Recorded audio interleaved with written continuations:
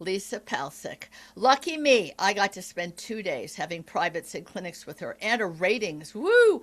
That's very demanding. The IPTPA, of which she is one of the headliners and the inventor, in a sense, of the ratings system.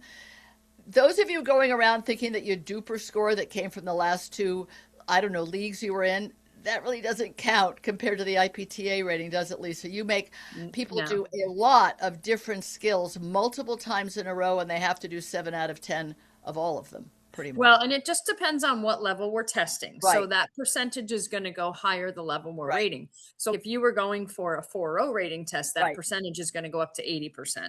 And then the other thing is the different tests. So like for 3.0 and 3.5 level, the feeds are going to be simple feeds to your strike zone. But once you get to the 4.0 and 4.5 test, now we add top spin, slice, and pace on the ball, not always in your strike zone, so that it's more realistic based off of the level that you're playing at, Which right? also And tells us that the pro who's feeding has to be really skilled and precise yeah, yourself. so we have two levels of certification for the ratings, and that to be a certified rating specialist. Right. The first one is that you can rate 3.5 and below. And then if you want to be able to rate 4.0 and above, you have to take a feeding test so that we can be sure that is how you're feeding so That that you're the test actually is giving accurate. what's needed. So I came back thrilled and delighted with my eyes spinning in my head. Okay, there's so many Lisa specific advice ideas that I've only had a little hint of in previous clinics and camps and teaching. Yeah. So I really do say to everyone, again, the complete illustrated guide to pickleball by Lisa Palcic. It's quite amazing. It's a little like the Encyclopedia Britannica if you are pickleball obsessed. You open it thinking, I want to look up stacking, which is what we're going to talk about today. Stacking, when you do it, how you do it, why you do it. And then while you're looking for stacking, you come upon other ideas like, oh, yeah, I wanted about this too. So the book is really a smorgasbord of advice and ideas. So I'm about to play in a above my head level of Hmm. a tournament. Everybody in it is 4.5 and they're guys, which Hmm. puts me at a double disadvantage because you just rated me at 4.0. So I'm so proud and pleased. But the difference between 4.0 and 4.5 is, yeah, it's an order of magnitude. So Sure. I need to have the best chance I can for my very nice partner, Zachary, who is 4'5" and physically very powerful, to use his power to our best advantage. When I look at pro pickleball and I see the very best women players in the world Hmm. with a male, I'm like, wait a minute, that's Anna Lee. Why does she have to stack? Guys, I think it's because of testosterone. They got more upper body strength, more Yeah. muscle strength. And I don't know, is that the main reason with a right-handed person to stack? Yeah, so if you were two right-handed players, the reason why you'd be stacking is because you really want to highlight the stronger player. And by stacking, that puts that stronger player's strength in the middle of the court all the time, right? So that they are going to play more balls. They're going to play more balls with their forehand and they're going to be able to take over the court a little bit more. Now, when you do it lefty righty, obviously you're doing that because you don't want to have two backhands up the middle. So when you stack with lefty righty, it's simply because it's not that one player is stronger than the other. It's just that having two backhands up the middle during a point is going to cause that team to be weaker. Unless, of course, both players, their backhand is their strong suit, and then maybe you wouldn't stack. But, But then there'd be a each human case is different. anomaly. Yeah, Mm-hmm. if both Yeah, of them had this a stronger backhand than forehand, that would be right, interesting too, but probably a little unlikely. So right. when we say, let's just talk for a minute what you mean by stronger player. Because Sure. Zachary, I think, could play rugby easily. He's a big, strong man with huge muscles. And I'm pretty strong for a female of my age, but it would Sure. never compare with male physical strength. But you don't mean only physical strength, do you? No, no. Level wise, is Yeah. there a player that is a level above of the other one? Or is there a player that has better skills than the other, especially up at the net? Let's say that you are playing with this guy who is taller, is stronger, and maybe has faster hands at the net. For Maybe he's sure. younger, right? Whatever. All of the above. So, yeah. So by stacking, that's just going to allow him to take over the middle a little bit more. And if he's someone who is already predisposed to poach, and I don't mean Hmm. poach in a negative sense at all, but Right. to move over and take balls that he can get to easily and put Sure. away, him Yep. having his forehand in the middle would be giving him even more incentive or ability to do that. Yeah, absolutely. Absolutely. Yep. So So, stacking can be done in a few different ways. okay, let's If talk you're about the listening to this technique. podcast and you're not familiar with stacking, because a lot of lower level players, they might have heard of it, they might not have heard of it, they might have heard of it, but they don't understand either why Yes, you do it or how you do yes, it, right? yes. So typically I do not recommend stacking at the lower levels. Now, some 3-5 players might be able to handle stacking, but I really recommend it for the 4-0 level and above That's because good to know. you have to be able to shift and cover court in a particular sort of way so that you know exactly what's going to happen because of the stack. So what does stacking mean? Stacking means that, and stacking can be done in two ways. It can be done on the serve side and it can also be done on the return side. Stacking mostly on the serving side, not always on the return side, because it's a little bit more difficult movement on the return side. And confusing. So Yep. you Yeah, can, exactly. I'm Right. pretty comfortable with stacking when I'm serving or my partner's serving. I get a little scramble brained when I have to stand outside the court and jump into the Yes. kitchen line for the return. So let's just Right. talk about it for the serve, For the because that's serve. Yeah, kind of the sure. meat and potatoes of stacking. Right. So let's talk about it if we had a lefty righty pair first, just so Okay. that makes a little bit more sense for people. So now let's say that, all right, so let me just get my bearings here. The So let's lefty's going to say, serve first yep. because his or her forehand is in the middle at that point. So he or she would serve from the right first at the beginning of the game. Now let's say that the score ends up so that the lefty player is on the other side, right? So Right. now that's putting the two backhands up the middle. So what we would do is we would take the other player and we would have them stand just off to the other side on that same person's side of the court while they're serving. And then after that person serves, they're going to slide over to where you would have been. So basically, yeah. So basically, it's you're serving where you're supposed to be serving from, but right after the serve happens, you're going to slide over to the other side of the court. So that puts the two forehands up the middle of the court. Then you're going to play out the remainder of that point in those positions. Now, when you go back to serve again, you can figure it out just by, okay, where's our forehands, right? Where's That's our right. backhands? And so half the time you're going to be in your correct positions when serving, and half the time you're going to be standing to the side of the person that's serving so that the forehands end up in the middle of the court. Now, one of the things, of course, the reason that it's useful or dangerous is that it is confusing to the receiving team. Now, they could be very sophisticated and play against stackers all the time, but for the Mm-hmm. most part, they often don't seem to know which of them will be receiving the serve because suddenly both of us, let's say I'm on the stacking team, we're on the same side of the court. So they're like, which one of them is serving? Whose serve is it? And they go, oh, Right. okay. And they back up. I guess I'm receiving now. So you've already got them a little mentally defensive. That's valuable, isn't it? Oh, absolutely. And then having them try to figure out, okay, wait, why are they doing that? Is there something that I should be exploiting, or is Right. there something that I should be avoiding? Is Yes. that why they're doing that? And then you have them in their head now thinking, Yeah. okay, now where do I want to hit that ball based off of where they're going to go and where they're going to be? And sometimes they can't think that quickly as to, wait a minute, now where did the backhands go? Right. Right. Now, Right. of course, advanced players are absolutely going to be able to figure that out. And they know what set plays work best against stacking, how to still keep it away from the strengths, right? Because they know where the backhands are going to be. But lower level players, something looks different, something feels different. Wait, why, Right. how is this happening? How do Right. I react to it? Or Right. even not lower level skill, but because they haven't tried this, I've found in open play, Right. even when playing with lefty, you go, oh, you're a lefty, great, let's stack. 2 out of 3, 3 out of 4 say to me, oh, I don't stack. I'm like, you're Right. leaving money on the table. Why wouldn't Yeah. you?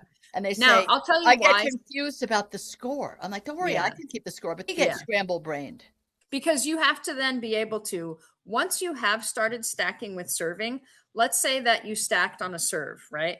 And then you play out the point in each other's positions. Now, where it gets confusing is when it's side out and the ball goes to the Yes. other side of the court. Now you have to figure out, wait, where am I supposed to be to receive? So that's where the confusion comes in for the people stacking. So somebody that at least one of you has to understand where each of you should be standing based off of what the score is and the fact that, okay, we just stacked, so we were in each other's positions. So now I have to go back to my side of the court to be the one receiving that initial serve. But isn't the score the thing that tells you? So Mm-hmm. you know that when your number is odd, Yep. let's say it's there, you're serving at 3-0 and now you lose the Yep. point, so it's side out. If you know Mm-hmm. you're always going to be on the left when it's odd, or Mm-hmm. vice versa, always on the right when it's odd, then you just go Right. to the place you should be for an odd or even score for your team, regardless of the overall score. Isn't that the Right. easiest Now, way? yeah, that is the easiest way, but some people just cannot understand that Oh, concept. It's funny really? because so we initially when we started this conversation, we were talking about the rating system, right? Yes, Now, yes. in the rating system, we not only test people's skills, but we also do something called ghost doubles. Now, we call it ghost doubles, not skinny singles, only because we want you to play it as if you were playing doubles. We want you to come into the net and play shots just like you would Oh, if I you were played playing it with double. you, and I said, "Is it skinny singles?" And you said, "It's ghost doubles." And I came Yes. in just because I don't Yeah. know why, that was just my instinct. Yeah. So anyway, so in that instance, that's why we call it that, I because we want you to be simulating doubles. But the funny thing is that now you only have two players on the court, and you're like, okay, no, you can't be on that side because your score is odd. So you need to be right. on the left side. No, you have to be on the right side. And it's funny, you can tell players that all day long, and they still are like, wait, where am I supposed to stand? And Isn't I'm that like, your score is 3. So you would be on the left side, right? So well, you yeah. know what's curious is when people are confused about the score or who Hmm. was the first server.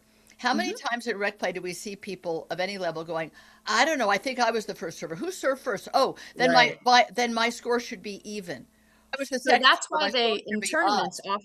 Yeah, so like I don't know if they still do this in every tournament, but when I was still playing at the 5 and pro level, a lot of times tournaments would hand out a server band that you would have Oh, to yeah, wear they on your still do wrist. that, totally. Yeah, because that also helps the referee to remember who the first server was. Now, the Right, referee has a sheet of paper in front of him that tells them exactly who the right. first server is, but it's also to help the players to remember, yes, I was the first server. I have this band on. So then I know that I'm supposed to be on this side for this score, right? Right, So that's what for that the serving band score. helps I with. think Yeah. that the lower maths number, meaning numbers 1 through 11, that Uh-huh. somehow that is daunting to people because Yeah.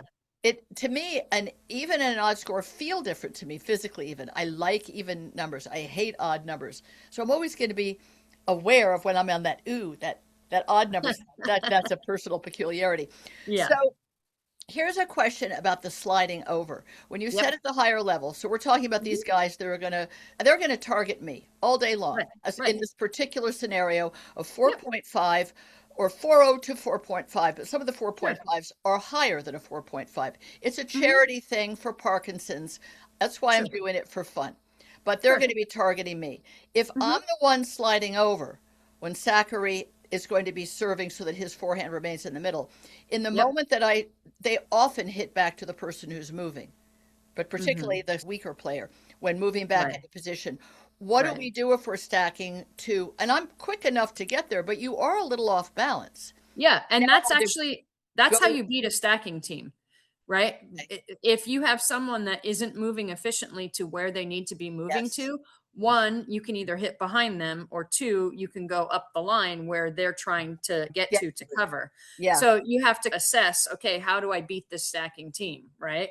So there's several ways. And sometimes maybe you want to hit a short angle off to the side that they're supposed to be sliding over to, right? So there's right. all different kinds of strategies that you can use to try to beat a stack, right? Okay, so But I'm the then, one stacking in my feeling of somewhat vulnerability. What do I do to those clever yeah, guys yeah. for going after me? Now, Not in general, just in this yeah, moment of rearranging myself on the baseline. right. And you have to assume that they are going to hit to you because they realize that you're stacking because your partner is stronger, right? Yeah, So just be ultra ready for that next ball to come to you, right? If you knew that next ball was coming to you, then you'd be a little bit more prepared for it. So just always have that mindset that I'm pretty sure this next ball is going to come to me. So I have to right. really focus on the ball coming off my opponent's paddle.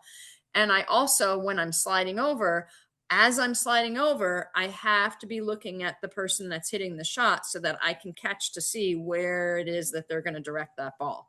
So you're So not what only sliding into position, but you're also trying to watch the shot coming off of your opponent's paddle. that's going to tell you the angle it's going to come Hmm. probably to you. Hmm. Yeah. Now, if his forehand is wound up in the middle in that moment and they Hmm. haven't gone far enough wide, could potentially my strong stacking partner could potentially cut off the return of serve or never. Yeah. Yeah, absolutely. The stronger the player, the more they're going to be able to cover just Yeah, about anything back there, right. right? Yeah, So, yeah, so usually you don't have to worry about that. At high level play, players move very efficiently. yeah, And even if they hit to the other person is still strong, it yeah, might just be that, okay, I've got to hit a backhand here. But at the 5-0 and pro levels, that's not a problem, right? right. So, But yeah. we're Yeah. really not talking about that. That's the high No. ether. That's the Yeah, mountain yeah, yeah. top you were up We're on. talking about lower levels. Now, when I would not recommend stacking, if you have mobility issues or if your brain doesn't work fast enough to Right, figure out, okay, now hold on a second. I'm not used to this. I don't like being confused. I don't like right, moving when my opponent is right. just about to hit the ball, Yes. right? If you can't handle those scenarios, don't stack On the other because it's hand, just I've going to had end up hurting you. yeah, and then you're going to feel inadequate and like a dope, and you start Yeah, doing that whole self-recrimination. Because there's two sure. lefties that I play with. One is my coach Taylor Cobb, who I've worked with a Uh-huh. bunch, Sure. and a guy that I play with in rec play, who's a Hmm. lefty. We Sure. both stack in a most remarkable way that we, even though both forehands are in the middle with a lefty, you would Yeah. think that would create some of that confusion. Whose ball is it when it comes? It doesn't. We're No. so clear about it. And why Yeah. is that? It's better than with the Because righty. yeah, I think as long as you understand the concept of following your shot so that you're in the right Right. place ahead of time, right? So depending on which one of you hits the shot, if you're the one that hits it and you hit it cross court, you slide to the middle. So if the ball comes up the middle and you have two forehands, it's your ball because you hit diagonally, right? Right. Now, if your partner is the one that hits diagonally, they're the one that slides toward the middle and they are the middle cover. Now, how it works if there's a ball that comes from the middle directly up the middle, when you're stacking and you have two forehands up the middle, the stronger player should take it. That should be the rule of thumb. Yeah. Yeah. Anything in the middle where it looks like it could be yours or mine, it's yours. That's Yeah. again, Yeah. that's And you want to, yeah. And most players that play together all the time will already yeah, know that. But if we're talking, you got paired up with someone in a yeah, tournament, so you could have that discussion ahead of time. Hey, obviously, we're going to know whose ball it is when it's coming from an angle. But when that ball comes up the middle, I'm going to defer to you. perfect. And it's good to Yeah. verbalize it. You talk about that a lot in the book. Yeah. Communicate. Talk Yeah. beforehand, not only in the moment. What's the Yeah. worst thing is to say to somebody afterwards, "Oh, sorry, I thought it was mine," or "Gee, I thought you were Yeah. going to take it," as Yeah. opposed to make a plan ahead of time. There's no harm in that. And I am a huge advocate of always communicating when the ball's going up the middle. Even if you're a set partner, you know exactly who's going to take it, whatever. The yours and mine is still super helpful because it gives the person that's going to hit it confidence, right? Yeah. If I say mine and I go to take it, I'm really clear that you know I'm taking it, and then you're going to stay ready and focused forward to the other side of the court. You don't have to look at me and second guess whether Right. or not I'm going to take Right. it, Yeah. right? Now, in rec play, that is how you can teach your partner whose middle it should be without having to teach your partner whose Oh, middle it should be. So if you understand court positioning and following your shot, and you understand that when the ball's diagonal to you, even if it's your backhand, it's your middle, you have to say mine early and ahead of time so that they don't reach in and try to take it, right? and you don't both wind up just apologizing and all that Right, matters. You exactly. lost the point unnecessarily. It was an Yeah, and there unforced error all day long. yeah, and most rec players both want to camp out in the middle of the court. And so oftentimes hitting middle is good because either both of them go for it or Right. nobody goes for it, or one That's of them right. starts to go for it and then the other one does, and then they both flinch. So Yes. their shot isn't as good. So that's why teams that are playing that don't follow their shot to be in the right place proactively, they're an easy team to beat because typically the middle's crowded and the alleys are open, right? But obviously that's not in our stacking conversation, but it's No, a very but important yeah, conversation when we talk about court positioning. And really, truly, I tell my players, no matter what level you are, if you're in the right place at the right time ahead of time, based off of the ball that you or your partner just hit, you're going to feel more ready. You're going to have more time to hit your shot. You're going to have more time to put your ball in the perfect strike zone to hit it. You're going to be able to see what's going on with the opponents. If you're not in the right place ahead of time, you're having to move to the shot as it's coming. And then your footwork is slower, your strike zone is worse. And that's when we rush and we just don't have a plan and we just hit it because we barely got to it. Yeah. Right. And it's something faintly wild. I do Yeah. think it has to do with stacking because Yeah. when you're talking about the more powerful player having the Sure. forehand in the middle at all times, Sure. you have to understand that person, the middle is his or hers. They own it. Only if it comes really at a different angle. Yeah, unless it's coming from an angle Yeah. that is the angle. So if they happen to be the person that has to cover the line because of where the Yes. ball is, then yes, that person that has the backhand would have to come over. Or the person that, if you're stacking and you're both lefty, lefty, righty, righty, whatever it is, but you're stacking because of power, then you want to defer to that player anytime it comes up the middle to the middle. And then if they can poach and put the ball away, they can take anything they want. But if it's just basically to hit a setup shot, then you're going to want the partner to take it just so that you stay in position for the next shot. So Right. that you're covering your Yeah. other side of your side, Yep. so to speak. Yep. I Exactly. guess the other thing you say in your book is that in stacking, that the more powerful player covers about 3/4 of the court. Now that Mhm. is what Zachary does, and I thought he's just a very bold poacher, but that's not poaching. From what you're No. saying, if you're Yeah. doing this stacking and one person is demonstrably more powerful, more skilled, a Right. higher skill level, that Right. person actually owns 3/4 of the court. So, Well, and just here's the reality of it. Okay. So anytime the ball comes up the middle, you're going to let that strength take it, right? So yes, that's going to defer to them. Anytime the ball is diagonal to them, they're going to take the middle. yes, So in two of the three instances, right. they are playing the middle of the court, right? And it's their responsibility to cover the middle, right? So in that case, yes, they are going to hit more balls up the middle of the court than you are. But they're also welcome, or I should encourage, I am always delighted if he does it Yeah. well, for him to Yeah. come over to my half at Yeah. Now, when here's we're the at the thing. kitchen.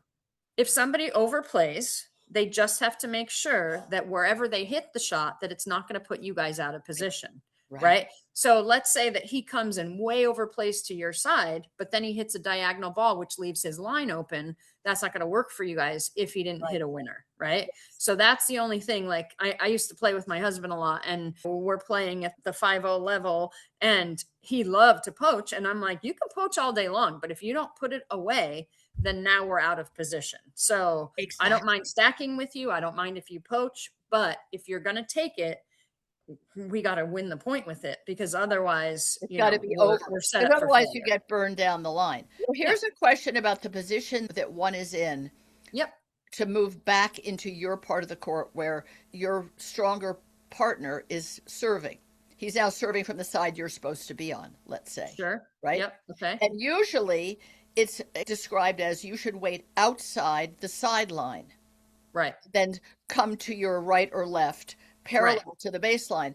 I've discovered in playing with these lefties, stacking with them, that Hmm. if there's enough backcourt, if I stand to the outside shoulder and behind Yeah. the That's man fine. who's serving, I can just go Yep. straight forward.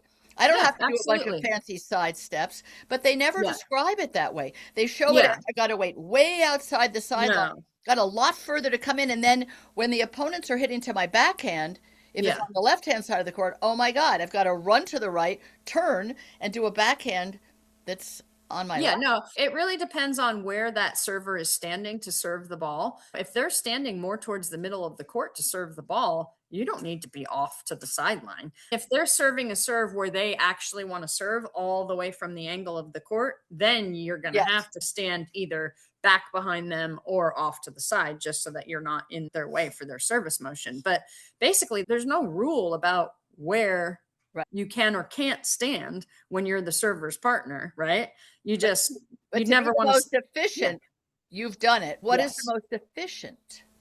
So the most efficient is if they serve a little bit more towards the middle of the court, Yes, because remember, that person's got to slide to the other side. You've that's got to right. slide in behind them. Yeah. So it's not ideal to have that person Right. serving from diagonal, because that's a lot of room that both of you now have to make up to cover, right? So I would not suggest that when stacking. I would suggest serving either from the middle of the box all the way over to that center hash line. That's going to be the more advantageous position to stand to serve, so that you can both slide into positions a lot quicker.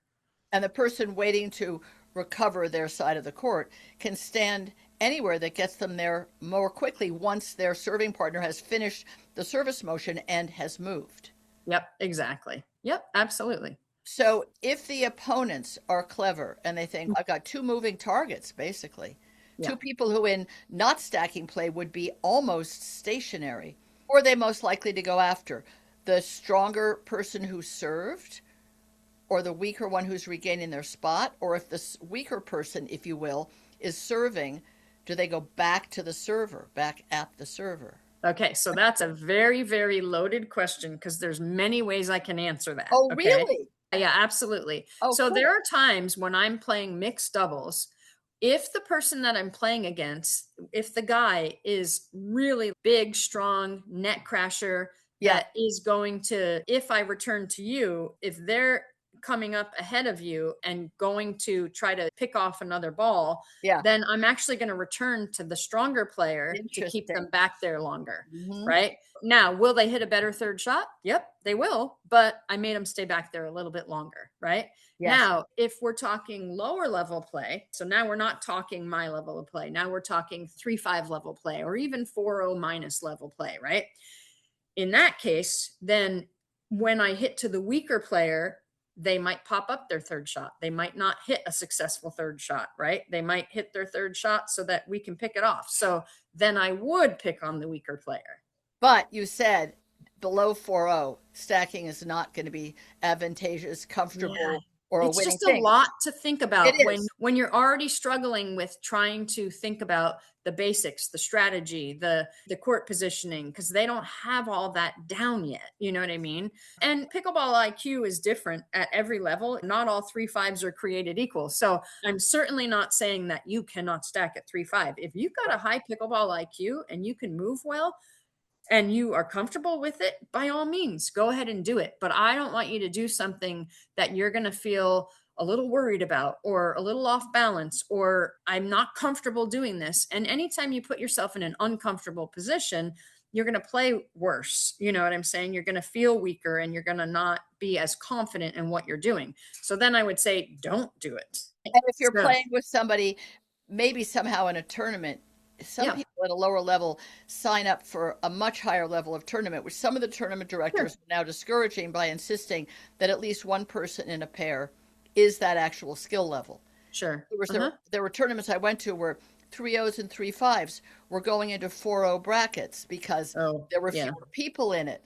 And yeah, so yeah. they liked the idea better, but they were Right. basically over their head. So if you had two Mhm. people where there was a disparity in skill level, Yeah. I like to think of, even with me 4 and Zachary 4-5, that I think of it, and I've never raced on a bicycle. But the idea of drafting, I think Right. I'm drafting. I'm letting him Right. create this power, and then Sure. my skill is to see where things are and do Sure. resets and do Yeah. angles.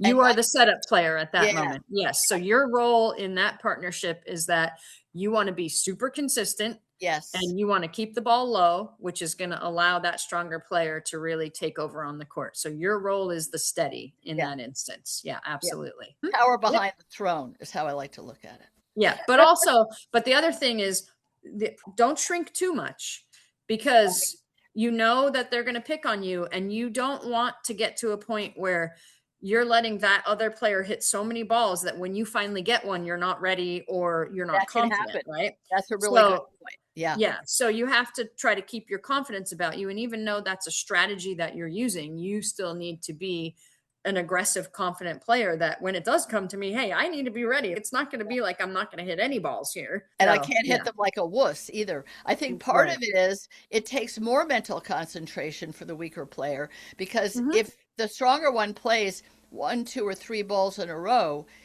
it's not like you can take a deep breath and take a back seat. One of Hmm. those is going to be yours. You just don't know Right. which one. So it's almost like you got a paper bag over your head. I don't know. One of them is going to be mine. I'm here. Yeah. So it's kind Now, of I would also reverse say roles. that what you brought up is the fact that you're playing with this person in a tournament, Yep. right? And so you're going to stack. However, you have practiced stacking before. You are not new to stacking. I would never recommend somebody stack for the very first time in a tournament. That's too much pressure, right? Well, So I got you to got to find out how practice it. comfortable he is. I'm Yeah. okay, but Yeah. I've done it But with lefties. The righties, I don't usually play with someone at a significantly higher level than me. Whereas, right. oh my God, your forehand is so much better than mine. It has to Right. be the overall game has to be better, not just the forehand, Yeah. right? Yeah. Yeah. Absolutely. Absolutely. And Okay. again, all I'm saying is practice it first. Yeah. Don't roll it out in a tournament. No, Roll it out on the right. practice court ahead of time so that you can feel what it's like to have to slide over, stay ready, hit a shot, or And see if the two whatever of you do it scenarios. well together. It's a dance. Yeah. So even Yeah. though you might think, oh, I'm good, I'm okay with this concept. If Yeah. the other player does it in a way that doesn't jibe with your style of doing it, how much you move over, how quickly you move over, how soon you go forward, then it's gonna blow up in your face, right? Right. And the other thing is that I like to mention about just the concept of stacking, right? There is stacking at the service line, like we talked about. There's Right, also stacking on the return, which I mentioned you don't see as right. often. Now, the reason why you don't see that one as often is because the person that's returning serve, you're going to be on the same side of the court as them. You're just going to be standing off to the side of the kitchen line so that the minute they hit the return of serve, you're sliding into the kitchen and then they're going to slide to the other side of the court, I've right? tried it. That one for me, I feel like because the ball comes to the kitchen a lot sooner than it gets to the baseline, Yes. I Yeah. don't feel Right. ready and I don't feel my foundation is firm enough. I don't feel my feet Right. are set enough. It's Right. Now, for lower down. that one, I definitely recommend higher level and high pickleball IQ because, again, in that one, you really have to be able to figure out, okay, where am I going to hit this ball that's not going to get us in trouble? Where Yeah, am I going to hit this ball that we're going to both be able to slide into position without any issue? yeah, Right. And then there's the whole conversation of when you watch pro play, how you have one player that's up at the net giving signals behind their right. back. And Whole nother level. that's a whole another level, but it's the same concept as stacking because there, Right. that player that's up at the net is basically saying, hey, I want you to return serve, And down the line. yeah, And so they show two signals. They yeah. show which way they want you to return serve, and then they tell you if they're going to stay or go, right? So now if they say, hey, I want you to return serve down the line, and guess what? I'm going to go, then you have to be ready to hit that return of serve and then slide into their position. So it's similar as far as trying to figure that out and being able to move and get where you need to go to actually use that to your advantage. Plus sign language. Plus you're Yes. supposed to acknowledge sign language. Yes. That's probably that has something to do with skill though. That has to do with how your brain is wired. Is that Hmm. going to be is that going to overdose your brain? Did he acknowledge it? What did I say I was going to do? Wait, what did he Yes. say he was going to do? So that's Yes. another level of sophistication. And I would not introduce that until the 4 or 5 level and above. Right. I don't Yeah. intend to. Yeah, I'm going Yeah. to be very Yeah. happy right where I Yeah. am. All right, Yeah. so we're going to practice this and I'll give you feedback on the Okay. QT of Yeah. how it worked. And is there any point at which you abandon it during a match if you find that the opponents are taking Yeah. advantage of it? Yeah, like if you are not able to, or your partner's not able to move into position and it's actually causing you to lose points. Yeah. Of course, the first couple times you do it in the game, you're still warming Right. up, you're still getting Yeah. into position. So I wouldn't abandon it right away, but you always have to track patterns in pickleball. Yeah. And every time you step on the court, no matter who you're playing against, like your stacking may work very well against the first team you play in the That's tournament, right. but maybe it doesn't work against the second team. Yeah. Right. So it's Yes. every time you step on the court, you have to analyze good patterns and bad patterns. And if it's causing you to lose more points than it's causing you to win, then abandon it. Take a time out, say to your Yeah. partner, let's go back to normal and see what happens. Oh, and I've done that in tournaments before where, Oh, good. somebody has wanted to stack with me and Yeah. we try stacking. Now, I will tell you, I have a knee replacement. I have a fake knee. So it's not as easy for me to move into position quickly. And there are certain angles where it's hard for me to hit a shot based off of that fake Right. knee. So sometimes I'll be like, okay, we'll try it. I'm happy to try stacking with you. But if they take advantage of the fact that I can't move as well, then we have to abandon it because it's just going to end up hurting us. So Yeah. yeah, it's a case by case basis. Yep. Lisa Absolutely. Palcic, thank you so much. I'm going to study my complete illustrated guide to pickleball tonight and look for more tips. And then, of course, I'll overdose my brain and not be able to think straight at all. Thank you so much. Look You're forward to talking welcome. to you again. Bye bye. Okay. Bye bye.